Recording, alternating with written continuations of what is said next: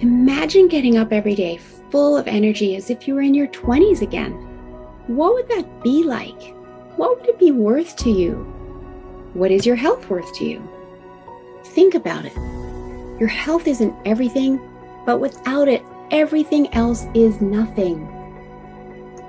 And yet, too many of us are taking it for granted until something goes wrong. And no one wakes up hoping to be diagnosed with a disease or chronic illness. And yet, we've never been taught how to be proactive in our health through our school or public health. As a registered health coach and integrative health practitioner, I believe it's time this information is made available to everyone. Combining new knowledge around your health and the ability to do my functional medicine lab tests in the comfort of your own home will allow you to optimize your health for today and all your tomorrows. Don't wait for your wake-up call. Welcome back to the Don't Wait for Your Wake-Up Call podcast. This is another series another episode on the important topic of stress. And I want to dive right in today and pick up where I left off from 2 episodes ago, where I had been talking about the sympathetic nervous system and the parasympathetic nervous system. And the sympathetic nervous system is that state of stress and needing to get to safety. And when we're stuck there, it becomes chronic stress. And the parasympathetic nervous system is our rest and digest state. And I want to talk about these today from the perspective of digestive stress and what is happening in our body when we are eating and we're in our sympathetic nervous system, i.e., digestion is switched off. So when we eat in this state, our body is not producing salivary enzymes or any of the enzymes that it would typically produce throughout our digestive tract in order to break down our food. It's also not producing stomach acid to help break down our food. So we are putting food in, but that food is not being broken down well. And as a result, we're not getting the benefits of the vitamins, minerals, and nutrients that we are eating. And therefore, we're not getting the energy from the food that we are eating. And we eat food for energy, but because the food isn't being broken down, we're not getting those benefits. And what then happens, as I alluded to 2 episodes ago when I was talking about all the different impacts of stress on the body, is that the body either stores that food that isn't broken down properly as fat, or it does still get it out of the body, but it's getting it out of the body in the form of constipation or diarrhea. And constipation isn't really getting it out of the body as frequently as we want it to, obviously. So we're also having a buildup of toxins being kept in the body because our bowel movements are not frequent enough. And that can cause a myriad of health issues, as can diarrhea. And so the reason that this is happening is the body is just not able to cope with the fact that we are eating when we're not having the benefit of the enzymes to break down the food and the stomach acid, etc. And so the time that it takes for our food to get through our digestive tract is taking a lot longer. That food starts to putrefy inside our body. And that sounds gross, and it is gross, and it does cause problems over time throughout our digestive tract. So I'm going to share a little trick with you on how you can ensure that your rest and digest state is turned on before you eat, even in the middle of a stressful day. And I've shared this in previous episodes. I've shared it when I've talked about sleep, and I will share it again in future episodes because our bodies are all interconnected. And it's, one thing can serve different aspects of our body. And so sharing this tip with you to help with stress, it's also something that can help with sleep because, of course, turning on our parasympathetic nervous system is helping with both rest and digest. So this is what I call 5-5-7 breathing. And the way that you do that, it's very easy. You literally inhale for a count of 5. You hold for a count of 5, and you exhale for a count of 7.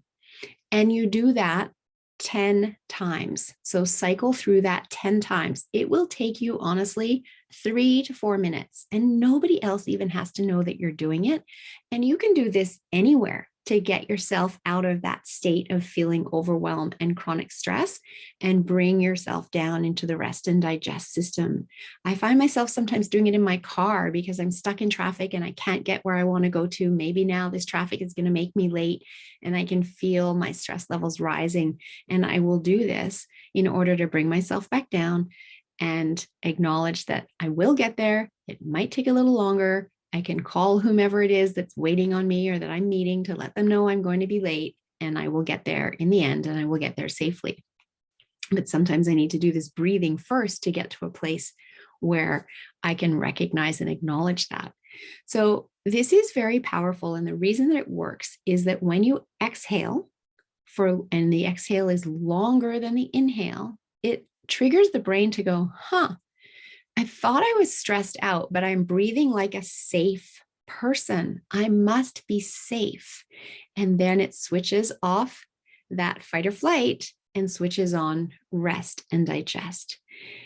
And the reason it knows this is that if you are in that chronic stress state and you're back in your hunter-gatherer days and your brain's trying to get you to safety and producing cortisol and all of that to get you to safety, and you're running and fleeing from whatever danger, you will not have an exhale longer than your inhale. You're going to be running hard and panting, right? And the brain recognizes that type of breathing versus the very calm breathing of that safe person where the exhale is longer than the inhale. And so from that perspective, this is a very powerful clue to the brain, and the brain responds. But the other thing that it's really helpful with as well is when you have to count and focus on counting your 5 hold, inhale, your 5 breathing hold, and your 5 count exhale, you're focusing your brain on that counting. And then not only that, you have to then count that cycle through 10 times. So that's a lot to focus on, and it gets your brain to let go of what other thoughts are running through your mind that are causing you to be in that stress state. So that's a really handy little trick that literally takes 3 to 4 minutes. And as you sit down to eat a meal, you can do a check-in with yourself. How am I feeling right now? Am I feeling stressed? And do I need to do some breathing in order to switch on my digestive system so that my food can be broken down properly and I can get the energy that I need from it, which is the purpose of eating in the first place. And to be honest, we humans are not good at judging our stress levels. As I said in a couple episodes ago, we look around, we see everyone else is just as stressed, we normalize it. So err on the side of caution. If you ask yourself, am I stressed right now? And you don't have an answer for that, then do the breathing anyway, because it will definitely ensure digestion is turned on. So this is also, as I mentioned earlier, very helpful for sleep and getting to sleep at night. And sleep is so important in managing our stress, because the more sleep we have, the more often we wake up feeling rested and rejuvenated. That builds resilience in ourselves to the stress that is being thrown at us in our lives. And just to think about that for a moment, when you're tired already and you're at your ends rope and then the stress is thrown at you, how do you respond? You're already, feeling depleted and very often a little bit irritable or cranky, and the smallest things set you off and you react, and you can react with yelling or whatever your reaction might be. But when you are in a place of being rested and rejuvenated and not depleted and having good energy, things get thrown at you and you just are that much more resilient, and you can take that on and respond in a much calmer, less reactionary manner. So it's really important in understanding the importance of sleep. And I did 2 episodes on sleep back. It was episodes 5 and 7, where I taught the 6 steps to better sleep. So if you haven't listened to those, go back and listen to those. And I also had 2 guests in episodes 6 and 8, both talking about sleep, improving sleep, particularly calming ways to get to sleep for both adults and children. So you can dig into that.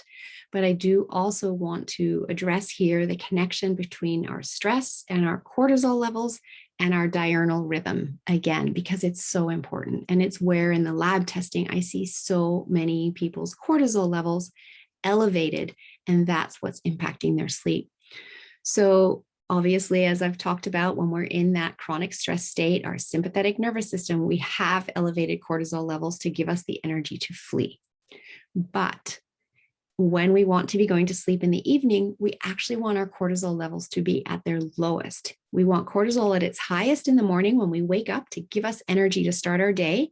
And then it drops by about half by lunchtime, half again by dinner time, and half again by bedtime. And cortisol and melatonin are inverse hormones. So when cortisol is at its highest, melatonin is at its lowest, and vice versa. And for humans, we are still creatures of nature, and we are supposed to wake when it's daylight and sleep when it's dark, because we do not have nocturnal vision. And so, following what nature has given us, our cortisol levels are at their lowest between 10 and 11 p.m., and our melatonin levels are at their highest. And that is the ideal time for us to be getting to sleep. But what is happening in our busy go, go, go world is that our cortisol isn't dipping low enough.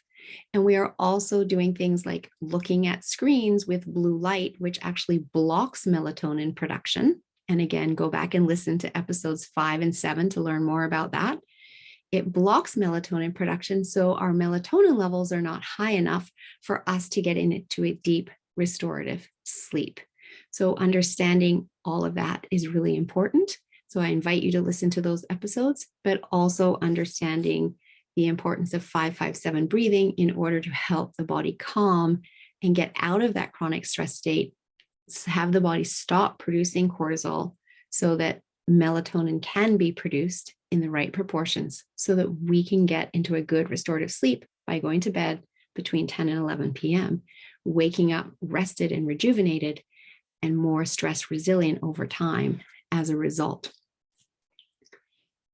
I also just want to mention, as we talk about digestion, just going back to that quickly, that you can eat the best diet, the healthiest meal on the planet. But if you are eating it in that stressed out, anxious state where digestion is turned off, it's not of any benefit to you at all. And so that's just something really important to remember, and to also know that when we are in that stress state with increased cortisol being produced, our ghrelin hormone is also produced at higher levels. And this is our hunger hormone. And so it's a double whammy because we have higher cortisol being produced, food not being broken down, food being stored as fat. And at the same time, our hunger hormone is being produced, telling us we're more hungry and we should be eating more. And we're not having the benefit of getting the energy that we want through the food that we're eating because it's not being broken down. And so the body will then, and the brain will ask for more energy. And we have our hunger hormone operating. So we again reach for food and we end up taking in more calories, which also leads to weight gain. And it's very typically around the middle that cortisol-induced weight gain is held. So stress is exhausting. It bogs down our energy. It causes a blood sugar roller coaster ride. It bogs down our immune system. It's damaging our gut, remember? And 70% of our gut is housed, or 70% of our immune system is housed in our gut. It negatively affects our sleep, which can create a vicious cycle, and it can send our emotions out of control into anger, frustration, and sadness. And so what can you do? Well, it's really important that you identify your major stresses and then try to eliminate what you can and balance out the rest. So in last week's episode, I had Dr. Ken Keese on as a guest talking about his online tool for assessing stress, which will help you identify your major life stresses and your other stresses in life so you can figure out what steps you can take in order to be balancing this out and making some change in your life to be able to better manage your stress. And now that you know how it's negatively impacting your health, I hope that you're more motivated to do that, because I get it. We look around, everyone else is just as stressed out. We normalize it and think it's all okay, and we keep going about our daily lives. But when we understand that it's not okay and that it is impacting our health, and that 90% of all doctors' visits are as a result of stress, and that stress is negatively impacting our gut, and that all disease starts in the gut, I'm hoping that gives you the motivation and the education to want to learn more about this, to take action for yourself. Because if I ask you, do you want to live a long, healthy, quality life? Or do you want to be in that place where so many are unfortunately stuck today, of living shorter, but dying longer? Too many people are in a place where they just don't have any quality of life for the last 10 years of their life. And that is what I mean by dying longer. And nobody wants that, right? We want to live fully and vibrantly right to the end. So if that's you, then you need to understand the actions that you can take today, the changes that you can make in your life today in order to be able to achieve that for yourself. And next week, I have a guest on that will be talking about exactly that, and her story of that moment when she suddenly realized, I have to make some changes in my life around stress and how I manage it, and her journey. So I hope you'll join me next week to tune into her story. But some key ways to managing your stress, first of all, is recognize that you are worth the time, and to block time in your calendar first. And when I started doing this probably about 4 years ago, it was absolutely life-changing for me, because once I block that time, that's my time and nobody can take it away from me. And if something comes along that I might like to do instead, I have the choice of shifting that up. Maybe this other thing is something else that is beneficial, that brings me joy, that is a form of self-care. And I might choose to do that instead. Or perhaps I'm going to choose to do that, but then I can move my workout to a different time in my day that day in order to still ensure I get it done. And for me, I like to do my workouts in the morning, but I don't do them super early. I get up early and I do my morning meditation and plan my day and do my gratitude journal. But my workouts are based during COVID on the live times that I can join workouts, which is generally around 9 o'clock. So that 9 o'clock to 10 o'clock window, I very rarely meet with clients or do anything else, because that's my time. And then I will start seeing clients after that. But on occasion, like tomorrow, there's a class I'd like to attend from 9 till 10 o'clock. But I'm also going camping tomorrow, which I'm super excited about. And I'm going to be hiking and getting a lot of physical activity. And so I was okay with doing that class in the morning, knowing that I'm taking the day off, going hiking with my daughter, getting out into nature. And that is another form of self-care. So blocking the time in your calendar gives you control. And then I recommend you find things that you love. Nobody's going to do anything or stick to something that you don't love. It may take you time to decide if you like something, if you're starting something out new, but choose to give that maybe a month if you're trying a new type of workout, a new type of practice, or choose something that you simply love so that you enjoy it, you look forward to getting to do it. So for me, I love yoga, I love skiing, downhill or cross country. I love being out on my paddleboard. And I used to love getting to the gym. I'm not getting to the gym right now, but I do online classes at home, which I also really enjoy, strength workouts, etc. So I block that time for me. I meditate as well. And you can do guided meditation or simply meditate on your own, whatever works for you. And there's many free guided meditation apps. One that I have that isn't free, but it's called Calm. I really love that. They have a lot of 10-minute meditation recordings. And so if you don't have a lot of time, you can just do it for 10 minutes as you transition through your day. And if you feel your stress level coming up, just stop and tune into a meditation, breathe, and notice how much better you feel in just 10 minutes, and how you can actually be more focused for the rest of your day.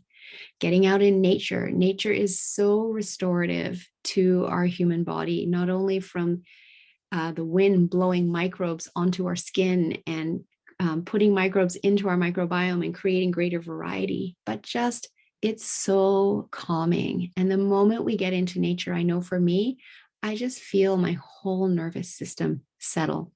We've already talked about 557 breathing, a tool that you can use absolutely anywhere because you always have your breath and it's free.